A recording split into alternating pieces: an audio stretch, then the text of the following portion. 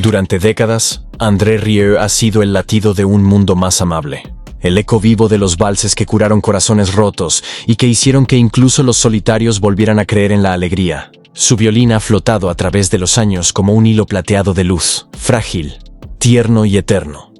Alguna vez hizo llorar a millones bajo las estrellas de Maastricht, donde la risa y las lágrimas bailaban juntas en una misma melodía. Sin embargo, detrás del arco elegante y de esa sonrisa familiar, se esconde un hombre que ha pasado sus últimos años librando la más cruel de todas las batallas.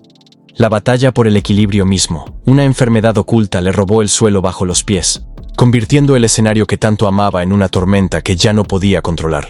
Desde entonces, cada presentación ha sido una guerra silenciosa, luchada contra el mareo, el agotamiento y el miedo persistente de que un solo paso en falso pudiera terminar con la música para siempre. No apartes la mirada, porque lo que soporta hoy puede ser el vals más frágil de su vida. Y si alguna vez su música te levantó cuando el mundo pesaba demasiado, deja un me gusta abajo, un tributo silencioso al artista que convirtió el dolor en melodía y el silencio en amor.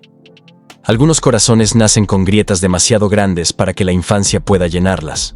André Léon Marie Nicolas Rieu nació el 1 de octubre de 1949 en Maastricht, una tranquila ciudad holandesa que aún cargaba con el leve dolor de la Europa de posguerra. Adoquines que recordaban las marchas de las botas y campanas de iglesia que intentaban ahogar a los fantasmas. Su familia era respetada, acomodada, nunca pobre, pero el aire dentro de su hogar era más delgado de lo que el amor podía respirar. Su padre, André Rieu Sr., un director de orquesta célebre, podía ordenar truenos a una orquesta, pero no una sola palabra de afecto para su propio hijo. Su madre, Catarina, dirigía el hogar como una partitura sin pausas. Precisa, impecable, pero sin aire. La casa de los Rieu era un lugar de disciplina, no de ternura. Todo estaba en orden, excepto el corazón humano.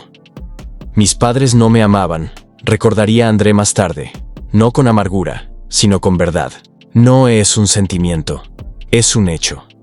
Era uno de 6 hijos, 3 hermanos y 2 hermanas, todos orbitando alrededor de un hombre que podía hacer llorar a extraños, pero nunca reír a su propia familia. Las comidas eran silenciosas, corteses, ensayadas. Nadie levantaba la voz. Nadie alzaba la mano para consolar. La perfección de su padre era ley.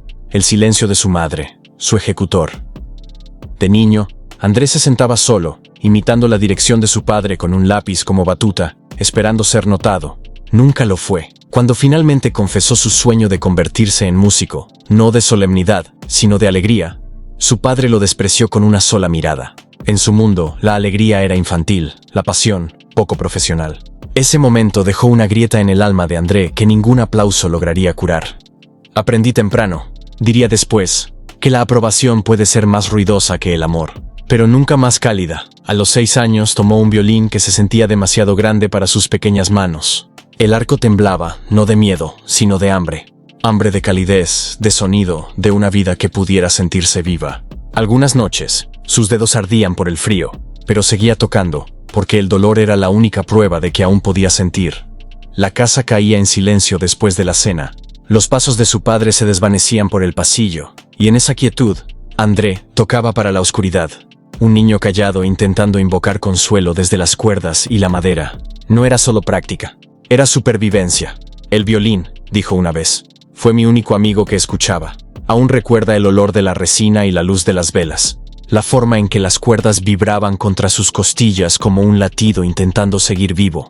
Aprendió pronto que el cuerpo puede mantenerse erguido mientras el corazón apenas resiste. Una verdad que algún día resonaría no solo en su música, sino también en su salud, cuando el cansancio y el desequilibrio lo siguieron en sus años posteriores. Cuando André ingresó al Real Conservatorio de Bruselas a fines de los años 60, tampoco encontró calidez allí. Los pasillos olían a barniz y ambición. La técnica era adorada. Cada nota era un pequeño acto de desafío contra la frialdad en la que había nacido. No nací en la calidez, dijo, pero elegí crearla. Y a partir de esa elección, André Rieu comenzó a reescribir lo que la música clásica podía significar, transformando el silencio en conexión, el rechazo en belleza y una infancia rota en un legado que algún día haría bailar al mundo entero. Para 1987, después de años de desamor, agotamiento y rechazo, André Rieu se encontraba al borde del salto más audaz de su vida. A los 38 años, cuando la mayoría de los hombres empezaban a desacelerar, él estaba a punto de comenzar de nuevo. Sus manos, las mismas que alguna vez temblaron en el silencio de la infancia, ahora sostenían un sueño lo bastante frágil como para romperse, pero lo bastante fuerte como para cambiarlo todo. Decidió formar la Johann Strauss Orchestra, con solo 12 músicos, una decisión que muchos calificaron de imprudente. La élite clásica se burló, desestimándolo como un soñador sentimental persiguiendo una ilusión. Está intentando hacer sonreír a la música clásica, susurraban. Pero la visión de André era inquebrantable. Quería liberar la música del mármol frío de la tradición, hacer que respirara, que riera, que abrazara de nuevo a las personas. Dijeron que estaba loco. Recordaría más tarde con una sonrisa cansada, pero prefiero enloquecer de alegría que morir en la perfección. Los primeros años fueron agotadores, muy lejos del glamour que hoy ve el público. El dinero llegaba como aplausos vacilantes. Nunca suficiente para descansar, apenas suficiente para continuar. Cada concierto era una apuesta. Cada gira, una prueba de resistencia. Vertía todo lo que tenía en sobrevivir. Vendiendo, pidiendo prestado, pagando, volviendo a empezar. Hubo noches en las que tocó en escenarios tan fríos que sus dedos se entumecían a mitad de interpretación. Noches en las que se saltaba las comidas para pagar primero a sus músicos. Su cuerpo empezó a protestar. Mareos, manos temblorosas, un zumbido constante en los oídos tras interminables ensayos, pero se negó a detenerse. Hubo momentos, dijo, en los que las luces se movían ante mis ojos y el suelo parecía desaparecer, pero la música me mantenía en pie. El 1 de enero de 1988 subió al escenario para su primer gran concierto. 12 músicos, una esperanza frágil. La actuación se elevó, los aplausos fueron atronadores. Sin embargo, cuando las luces se apagaron, se sentó entre bastidores, temblando, con las manos doloridas, el corazón acelerado y las cuentas aún sangrando en rojo. El aplauso, comprendió, no podía alimentar un sueño. Algunos meses, los números apenas cerraban. Los instrumentos necesitaban reparación. Los costos de viaje aumentaban, y su equipo dependía de él tanto para el arte como para el sustento. Caminaba por calles heladas después de los conciertos, el abrigo apretado, susurrándose a sí mismo. Solo un concierto más. Un milagro más.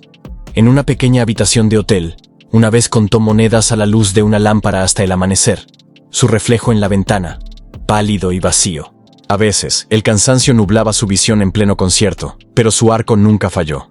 Temblaba sí, pero nunca se rompía. Si caigo, se dijo una vez, que sea en el escenario. Al menos habré caído en la música.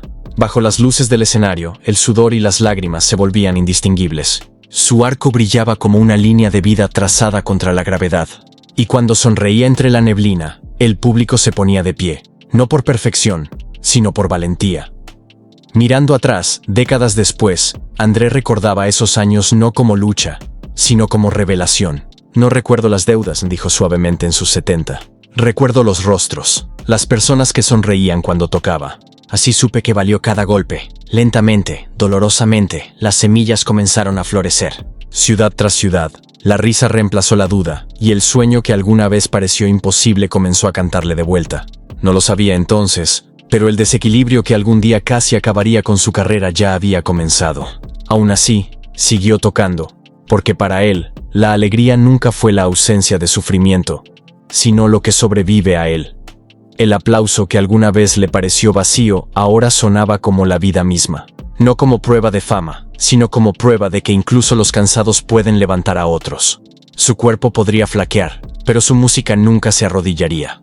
A mediados de los años 90, la determinación implacable de André Rieu comenzó a dar frutos, pero no de la forma fácil y deslumbrante que algunos imaginan cuando escuchan las palabras fama mundial. Su ascenso fue tallado entre años sin dormir, deudas personales y el silencioso dolor de un hombre que cargaba demasiados sueños sobre un solo par de hombros.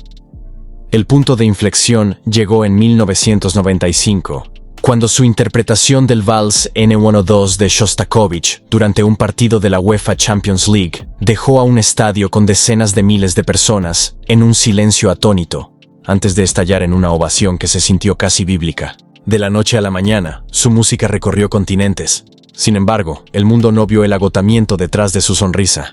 Esa única presentación, la que lo convirtió en estrella, llegó después de noches en las que apenas dormía, atormentado por la logística, las ventas de boletos y el miedo de que su orquesta colapsara bajo su propia ambición. Aquella noche cambió mi vida, diría después, pero también marcó el comienzo de mi mayor prueba: mantener esa luz encendida sin quemarme. Desde ese momento, la vida de Rieu se convirtió en un torbellino de aeropuertos, ensayos y escenarios. Él y su orquesta llevaron sus valses a cada rincón del mundo, desde las plazas adoquinadas de Europa hasta las enormes arenas de América, Asia y Australia. Las giras eran deslumbrantes, sí, pero detrás de la belleza había un imperio que lo consumía. No era solo el artista, era el productor, el financiero, el cuidador de más de 100 vidas. La responsabilidad era asfixiante. Organizaba ensayos, viajes, nóminas, seguros, marketing, todo mientras actuaba cada noche como si ninguna carga existiera. El rey del vals no era una corona que llevaba, sino un peso que cargaba. Cada movimiento del arco sobre el escenario era una negociación con el cansancio. Algunas noches su visión se nublaba por el agotamiento. Las notas flotaban como fantasmas bajo el resplandor de las luces. Aún así, sonreía. Aún así tocaba. Hubo veces, confesó, en que hacía una reverencia y apenas sentía mis brazos, pero el público me devolvía su fuerza. A comienzos de los años 2000, Rieu había construido lo que pocos músicos en la historia lograron: un imperio musical independiente. Cada elemento, desde la grabación hasta la promoción y la logística, estaba bajo su control. Construyó su propio estudio de grabación en Maastricht, su ciudad natal, para controlar cada sonido sin interferencias. Cada decisión era una apuesta. Algunas resultaron gloriosas, otras casi lo destruyeron. La magnitud de sus producciones creció vertiginosamente. Cientos de empleados, millones en logística, decenas de miles de entradas por gira. En 2009, cuando llegaron cancelaciones inesperadas y agotamiento médico, las pérdidas financieras casi lo quebraron. Más de 15 millones de dólares desaparecieron en cuestión de meses. Pero incluso cuando los números caían, su fe no lo hizo. No dormía, diría después. Calculaba, no las ganancias, sino cómo salvar a todos los que dependían de mí. Su determinación se convirtió en su enfermedad, y también en su cura. Y aún en medio del caos, André nunca comprometió el corazón de su visión. Sus inversiones contaban la historia de un hombre que construía no por riqueza, sino por protección. Docenas de propiedades, más de 30 solo en Maastricht, alojaban a su personal, guardaban instrumentos y protegían su música. Su flota de camiones transportaba violines y vestuarios invaluables a través de fronteras. Sus chefs cocinaban para mantener sanos a sus músicos. Incluso construyó una guardería para los hijos de sus intérpretes. Cada decisión, cada euro gastado, no era lujo. Era amor disfrazado de trabajo. «Mi orquesta es mi familia», dijo una vez, y no se abandona a la familia. Para el público, él era puro brillo, candelabros, vestidos, risas bajo las estrellas. Pero detrás del telón estaban los ensayos agotadores, el cuerpo frágil luchando contra la edad y el cansancio, las interminables cuentas llenas de riesgo. Su sonrisa era real, pero estaba construida sobre noches sin dormir y una resistencia silenciosa. Cuando André Rieu dominaba los escenarios del mundo, su fortuna era asombrosa, una riqueza estimada en 600 millones de dólares, más de 80 propiedades y uno de los imperios musicales independientes más rentables de la historia. Y aún así, para él, el verdadero triunfo no era el dinero, sino la supervivencia. «La gente ve la belleza», dijo en voz baja, «pero no el dolor que hay detrás. Estoy orgulloso de ambos». Aprendió que la grandeza no es la ausencia de lucha, sino su sinfonía. Cada nota que toca hoy lleva el eco de esa verdad.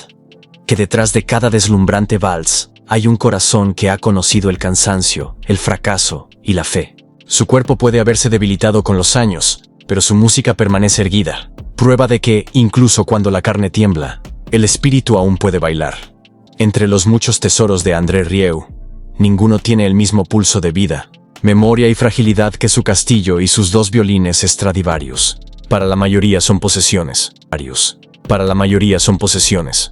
Para él, son reflejos del cuerpo y el alma que sostuvieron su música a través de décadas de agotamiento y renacimiento. El castillo del siglo XV en Maastricht era más que piedra y esplendor. Fue el lugar donde, siendo un niño frágil, se sentó por primera vez al piano y descubrió que el sonido podía sanar. Cuando finalmente lo compró en 1999, después de décadas de giras y fatiga, no fue un gesto de orgullo, sino de supervivencia. «Quería un lugar», dijo una vez, «donde mi corazón pudiera descansar mientras el mundo seguía girando». Restaurar el castillo se convirtió en un acto de terapia. Ladrillo a ladrillo, se reconstruía a sí mismo. Cada corredor que iluminaba, cada jardín que revivía parecía susurrarle: «Sigues aquí». El castillo se convirtió en algo más que un hogar. Se volvió un cuerpo vivo. El invernadero de cristal, lleno de luz, reemplazó la frialdad de las habitaciones de hotel. El jardín tropical le ofrecía aire cuando sus pulmones se sentían pesados tras vuelos y ensayos interminables. Dentro de sus muros construyó un estudio de grabación, no solo para trabajar, sino para refugiarse. En los días en que su equilibrio fallaba y su fuerza disminuía, se retiraba allí, con el arco en la mano, dejando que la música fluyera por él como medicina. Es extraño, reflexionó una vez, cómo el silencio puede sanarte y herirte al mismo tiempo. La quietud del castillo lo devolvía al ritmo cuando su cuerpo ya no podía hacerlo. Igualmente sagrados eran sus dos violines Stradivarius, uno de 1667 y otro de 1732. Su madera llevaba las huellas de siglos. Su tono cargaba el fantasma de la historia. Para Rieu, no eran herramientas, sino extensiones de su propio latido. Cuando los sostengo, dijo, siento que el tiempo respira. Pero incluso esos tesoros se convirtieron en parte de su carga. Durante los oscuros meses de la pandemia de 2020, cuando el mundo se detuvo y el silencio cayó como ceniza, el peso de la responsabilidad casi lo aplastó. Los conciertos desaparecieron, los ingresos se congelaron, pero su orquesta, su familia, aún lo necesitaba. Pensó en vender uno de los Stradivarius para pagar sus salarios. Solo la idea lo destrozó. Hubiera sido como vender un pedazo de mi alma, admitió después. Pero nunca lo hizo. De alguna manera, la música resistió, incluso en el silencio. Para los extraños, el castillo y los violines son símbolos de riqueza. Para André Rieu son pruebas de resistencia, de un cuerpo y un alma que se negaron a colapsar. El castillo es donde su música aún respira cuando sus pulmones se debilitan. Los violines, donde su corazón sigue cantando cuando sus manos tiemblan. Juntos son su anatomía, su pulso vivo convertido en sonido. Y cuando la gente le pregunta qué significan, él solo sonríe y dice: me recuerdan que incluso los instrumentos más finos, como el corazón humano, deben afinarse una y otra vez si quieres que sigan cantando. El año 2020 llevó a André Rieu a un tipo de silencio para el que ningún escenario podría haberlo preparado. Un silencio tan vasto, tan despiadado, que pareció borrar el propio ritmo de su corazón. Durante décadas, sus días habían seguido un tempo sagrado. Ensayo, viaje, ovación, repetir. Cada nota, cada movimiento del arco formaba parte de una sinfonía grandiosa e imparable de vida. Y entonces, en un instante cruel y sin sonido, la música se detuvo. La pandemia arrasó continentes como una tormenta que no perdonó ningún escenario. Cada concierto desapareció de su calendario. Cada luz en cada sala se apagó. El hombre cuyo violín había llenado catedrales y estadios se encontró ahora en un mundo sin eco. Los aplausos que habían sido su pulso durante medio siglo fueron reemplazados por la inquietante quietud de habitaciones vacías. Para un hombre que ya había sobrevivido al cansancio, la pérdida y la soledad, ese nuevo silencio se sintió casi quirúrgico. Cortaba más profundo, más callado, pero su primer pensamiento no fue hacia sí mismo. Fue hacia las 100 almas cuya vida dependía de él. Músicos, técnicos, choferes, sastres, todos los que habían construido su existencia alrededor de su música. Mientras las fronteras se cerraban y las ventas de boletos colapsaban, André recurrió a las reservas que había construido durante toda una vida, decidido a que ninguno de ellos quedara a la deriva. Mes tras mes, mientras el mundo se volvía silencioso, sus cuentas se adelgazaban. Los números lo atormentaban de noche. Líneas de tinta roja que se borraban bajo sus ojos cansados. Vendió pequeños fragmentos de su pasado. Un automóvil clásico querido, una parte de una vieja inversión, sacrificios silenciosos que nunca fueron contados. Y cuando el silencio se volvió más pesado, se encontró frente a su compañero más preciado, su Stradivarius de 1732. Durante décadas, había cantado junto a él en triunfos y desconsuelos. Imaginar venderlo era impensable. Aún así lo pensó. Si eso lo salva, susurró una vez. Quizás ha llegado el momento. Nunca lo vendió, pero el simple hecho de considerarlo decía más que cualquier palabra. No era riqueza lo que estaba perdiendo. Era aliento, pedazo a pedazo. Dentro de su castillo, el lugar que alguna vez latió con risas y canciones, el aire se volvió quieto. El estudio de grabación permanecía intacto. Los violines dormían en sus estuches. Los pasillos, que antes resonaban con música, ahora solo susurraban recuerdos. Caminaba por esos corredores solo, trazando las líneas de la vida que había construido, escuchando en cada silencio los fantasmas de melodías pasadas. Afuera, el mundo temblaba de miedo. Adentro, André Rieu, el hombre que había hecho bailar a millones, enfrentaba su propia fragilidad. Más tarde diría con voz suave: cuando te ves obligado a detenerte, entiendes lo que la música realmente significa. Cada nota se convierte en un regalo, cada silencio en una lección. En esa soledad, comenzó a componer de nuevo. Música más lenta, más profunda, cargada de gratitud. Las notas ya no eran actuaciones, eran oraciones. Su arco temblaba, no de fatiga, sino de humildad, del conocimiento de que la vida, como la música, puede desvanecerse en un solo respiro. Cuando el mundo finalmente volvió a abrirse y él pisó el escenario otra vez, después de más de un año, el momento se sintió sagrado. Los aplausos que lo recibieron no fueron atronadores, sino tiernos. 1000 corazones exhalando al unísono. Algunos lloraban abiertamente, su propio dolor reflejado en las líneas de su rostro. Cada vals aquella noche llevaba el eco de aquel largo silencio. Los crescendos eran más suaves, las sonrisas más frágiles. Cada movimiento del arco, un susurro de supervivencia. Bajo las luces ya no se erguía solo el rey del vals, sino un hombre renacido. Uno que había caminado a través del miedo, del aislamiento, del colapso silencioso de todo lo que amaba, y había descubierto que la música, incluso silenciada, aún respira. Y él también. El silencio más cruel que un músico puede enfrentar no viene del público, sino de su propio cuerpo. A partir de 2010, tras décadas de vuelos sin dormir y giras interminables que se confundían unas con otras, André Rieu enfrentó una tormenta que ningún aplauso podía ahogar. Un virus feroz invadió su oído interno, robándole el equilibrio como un ladrón en la noche, convirtiendo el suelo bajo sus pies en un mar en movimiento. El hombre que había pasado su vida dirigiendo orquestas, ahora luchaba por dirigir sus propios pasos. Conciertos planeados durante meses se desmoronaban uno a uno. Admiradores desconsolados escribían desde cada rincón del mundo. Sus cartas se apilaban, llenas de oraciones, sus palabras de esperanza presionadas entre las páginas como flores secas. Pero detrás del telón, el rey del vals se reducía a una figura temblorosa, aferrada a las paredes de su propia casa, solo para poder mantenerse en pie.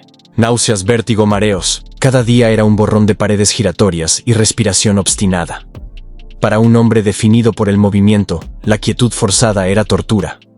Una especie de silencio viviente. Las noches se alargaban hasta el amanecer. Caminaba por los oscuros pasillos de su casa, arco en mano, murmurando: «Debo volver. Me necesitan». El ritmo de sus pasos resonaba en los pasillos como un metrónomo marcando el tiempo contra la desesperación. Hubo momentos en que la habitación parecía inclinarse bajo sus pies, cuando su propio reflejo se balanceaba en el cristal de la ventana, y aún así, se negó a rendirse. En esas horas sin sueño, aprendió que la sanación no es un milagro, sino un acto de resistencia medido al compás de cada respiración temblorosa.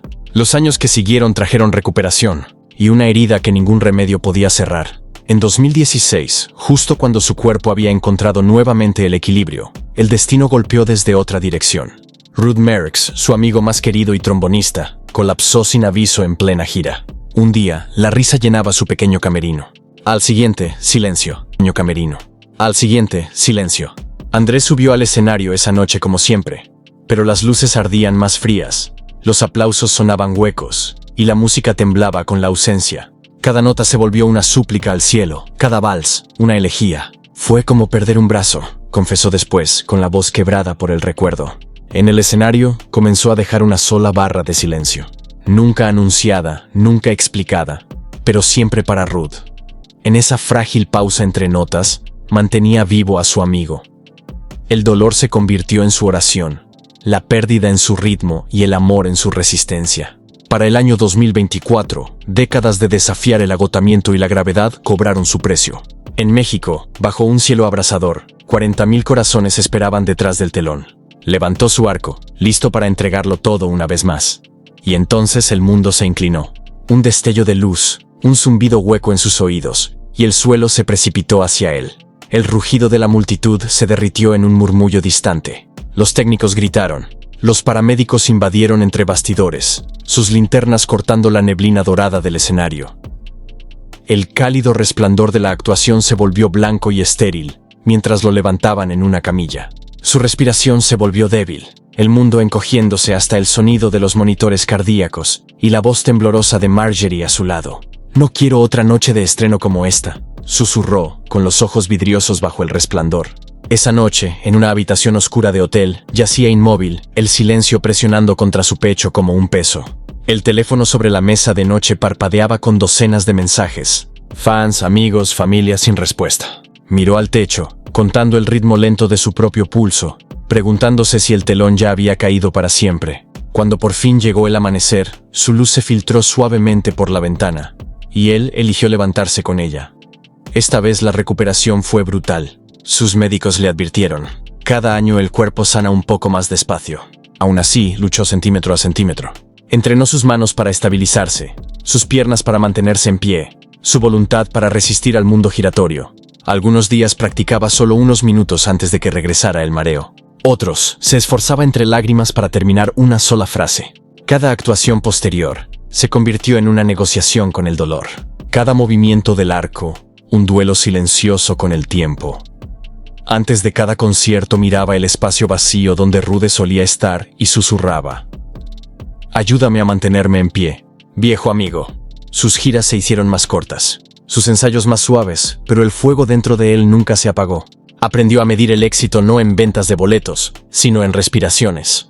El milagro de simplemente poder tocar. Ahora sabía lo que pocos llegan a comprender: que el cuerpo puede fallar, pero el espíritu sigue cantando. Sus valses se volvieron más lentos, más suaves, más humanos, no en rendición, sino en desafío. Cada movimiento del arco latía como un corazón. Cada aplauso se sentía como oxígeno regresando a unos pulmones cansados. Y mientras volvía a pararse bajo las luces, con las manos temblorosas sosteniendo el violín, comprendió al fin que la música más verdadera que jamás había hecho no era de cuerdas ni de fama, sino de supervivencia.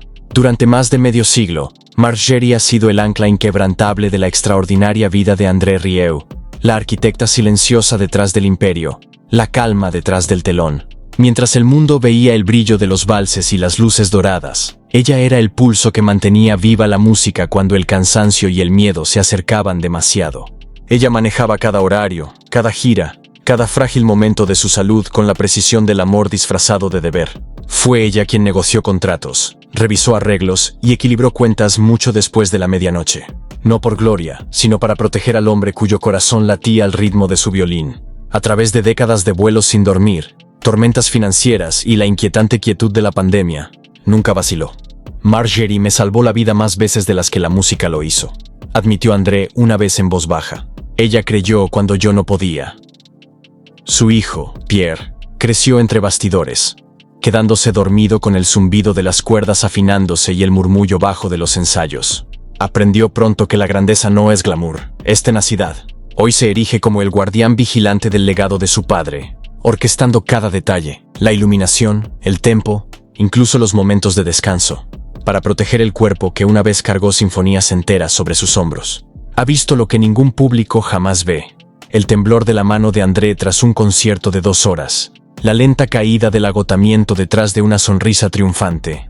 Cuando los aplausos se desvanecen, dijo una vez Pierre, es entonces cuando comienza mi verdadero trabajo. Asegurarme de que mi padre despierte a otro amanecer lo bastante fuerte como para tocar. Y luego está Daisy, la nieta de André, cuyos diminutos dedos bailan sobre las teclas del piano con la misma silenciosa maravilla que habitó en sus propias manos a los 6 años. Su risa llena los pasillos donde antes solo había disciplina. Ella es la encarnación del credo familiar. Nunca los forzamos. Si la música los elige, ellos vendrán. Para André, Daisy no es solo una niña. Es la prueba viva de que la belleza nos sobrevive. Observándola tocar, susurró una vez: es como si la música hubiera encontrado un nuevo cuerpo en el que vivir. Hoy, en noviembre de 2025, André Rieu reside en su hogar de 150 años, cerca de su amado castillo del siglo XV. El lugar donde un niño una vez alcanzó una tecla de piano y encontró su destino. El castillo sigue vivo con música, sus muros de piedra ahora suavizados por la memoria. Pero su hogar se ha convertido en su santuario, un lugar donde el silencio sana en lugar de atormentar. El ritmo de sus días se ha desacelerado. Caminatas al amanecer por los jardines brumosos, la luz guiada por su entrenador. Tés de hierbas en lugar de champaña, y comidas cuidadosamente equilibradas por su médico y su chef para preservar la frágil resistencia que la edad y la historia han reclamado. Por las tardes, se retira a su estudio. A veces toca durante horas, otras veces solo acaricia el violín como si conversara con un viejo amigo. Las noches son para Marjorie, Pierre y Daisy. Cenas tranquilas, risas suaves y el consuelo de estar rodeado de amor en lugar de aplausos. Aunque nunca ha hablado públicamente de un testamento, su familia ya comprende cuál será su herencia más verdadera. No es su vasta fortuna, ni el castillo, ni los invaluables violines Stradivarius. Es su propia vida. El valor de crear calidez donde no la hubo. La disciplina de mantener la fe cuando el cuerpo flaqueó. La resiliencia de seguir tocando cuando el silencio amenazaba con devorarlo todo. Su patrimonio puede medirse en cientos de millones. Pero su verdadera riqueza reside en millones de corazones que laten un poco más firmes al escuchar sus valses. Los ecos de sus conciertos de julio de 2025 aún flotan en el aire, una sinfonía de gratitud y supervivencia. Miles se pusieron de pie aquella noche bajo el cielo de verano, con lágrimas brillando en la multitud mientras la nota final se desvanecía entre las estrellas. «Todavía estoy aquí», susurró entre bastidores después. «Y la música también». Ahora, a inicios de noviembre de 2025, André toca menos notas, pero cada una lleva el peso de toda una vida. Su salud, aunque más frágil, ya no es un enemigo, sino una maestra. Cada respiración que toma, cada arco que levanta, es una silenciosa rebeldía contra el tiempo. Sabe que algún día el telón caerá, pero no todavía. No mientras su corazón siga latiendo al compás del vals, porque al final, el verdadero legado de André Rieu no se mide en aplausos ni en premios, sino en las vidas invisibles que ha elevado. La viuda que volvió a sonreír, el solitario que se sintió menos solo, el anciano que halló el valor para seguir bailando. Su vida nos recuerda que la música más verdadera no es la que escuchamos, sino la que sentimos. La voluntad de seguir respirando, de seguir amando, de seguir creyendo en la belleza, sin importar cuán pesados se vuelvan los años. Si las melodías de André alguna vez te han acompañado en el dolor o te han devuelto a la alegría, deja tu tributo abajo. Incluso una sola palabra de gratitud es una nota en su sinfonía eterna. Y mientras escuchas esta noche, recuerda esto. No importa dónde estés, ni cuán cansado se sienta tu corazón, aún queda música dentro de ti. Que vivas tu propio vals en salud, en paz y en la silenciosa riqueza de una vida bien amada. Silenciosa riqueza de una vida bien amada.